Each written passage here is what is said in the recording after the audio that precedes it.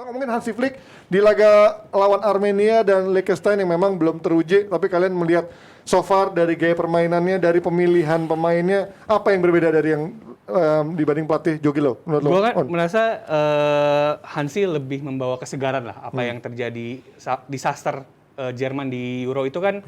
Orang bikin orang muak sama Joachim Löw gitu. Karena kan yang sering jadi case adalah Joachim Löw terlalu banyak eksperimen di partai penting lah. Gue pikir di celananya. Suka eksperimen, habis ketahuan langsung nurun tuh performanya kan timnas Jerman.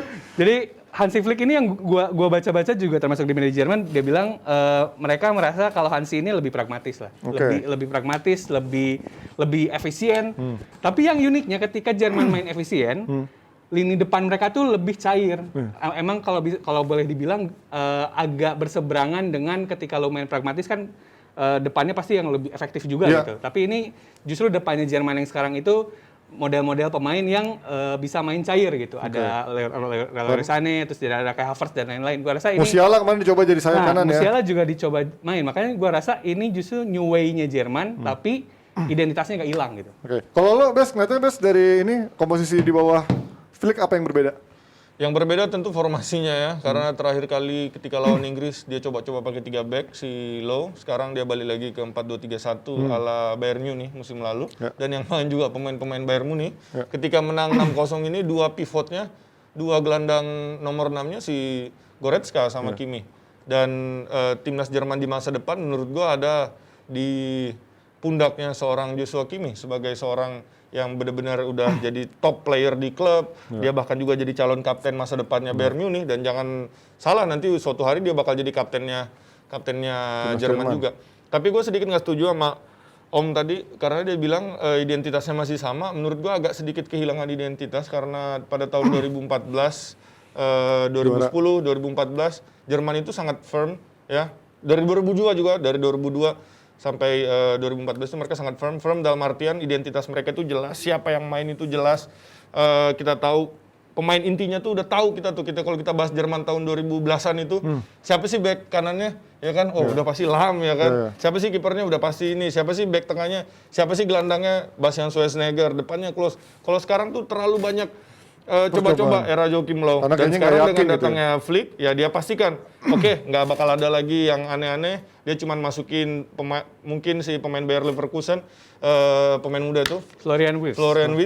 Terus juga ada masalah juga dicoba di situ karena musim lalu memang bagus banget. Dan inilah masa depan Jerman menurut gua. Pemain lama masih yang umurnya masih 26, 27 golden age, tetapi ditambah dengan pemain-pemain muda. Mungkin identitas yang sempat hilang menurut gua ketika masa-masa akhir Joachim Löw kembali ditemukan lagi. Lebih fisikalnya lebih kuat, lebih kreatif, lebih menyerang. Itulah Jerman yang kita tahu, Jerman yang nggak loyo. Beberapa tahun lalu loyo banget. Terakhir sih gue rasa, maksudnya terutama ketika Joachim Löw kayaknya udah mulai bosen dia. Maksudnya dia gairah-gairahnya karena udah pernah jadi juara juga. Dan kelamaan juga ya sebenarnya. Udah kelamaan juga, kayaknya juga dia istilahnya passion untuk how to win-nya juga agak kurang, jadinya lebih banyak eksperimental gitu. Tapi kalau apa? Ini yang bisa terjadi di timnas Prancis sebenarnya. Tapi ada kejenuhan juga menurut gua. Ada kejenuhan. Sekarang udah mulai menurun banget kan. Mulai manggil pemain yang jarang dipanggil kan. Yang aneh-aneh, terus akhirnya berdamai dengan Benzema ini kayaknya mencari formula baru gitu. Joachim Löw juga berdamai dengan Müller. Oh iya sama Hummels juga dipanggil lagi ya. Tapi kalau kita ngomongin dari Jerman ini kan mungkin banyak yang selalu bilang ini dia tidak pernah menemukan sosok pengganti Klose yang tepat, karena dari dulu sejak Klose nggak ada dia selalu mencoba-coba, dari Werner dicoba, Havertz dicoba di situ, bahkan kemarin manggil Kevin Volland walaupun mungkin nggak kepake. Lu setuju nggak sama memang Jerman memang membutuhkan satu orang yang memang puzzle pelengkapnya itu yang sampai sekarang untuk menjadi efektivitasnya nggak ada. Müller pun sekarang udah mungkin melewati masa jayanya lah. Lu gimana ngeliatnya? Gue ngerasa emang harus diakui dari segi menyelesaikan peluangnya sebenarnya yang paling penting. Tapi kan kita bisa lihat bagaimana pemain kayak Werner, pemain kayak Gnabry, terus juga Sané itu kan juga penyelesai peluang yang bagus gitu. Cuman kita kan sebagai yang nonton punya frame, kalau penyerang Jerman tuh harus kayak Klose gitu, atau kayak Gerd Müller. Padahal kita juga harus sadar bagaimana sepak bola terus berkembang gitu. Ketika kita mungkin nggak biasa aja ngelihat penyerang kayak Werner, sekarang juga sama Hansi Flick, Werner juga bagus lagi gitu. Bisa nyetak banyak gol juga. Gua rasa sebenarnya puzzle-nya ada, cuman mungkin secara proses, secara skema harus dipasin aja gitu. Tapi kalau salah satu keberhasilannya si Hansi Flick ini adalah membuat Werner kembali cetak gol sebenarnya. Ketika sebelumnya dia tuh kesulitan cetak gol dan tadi malam juga dia taruh di nomor 9. Di Chelsea dia cetak gol loh, jago loh.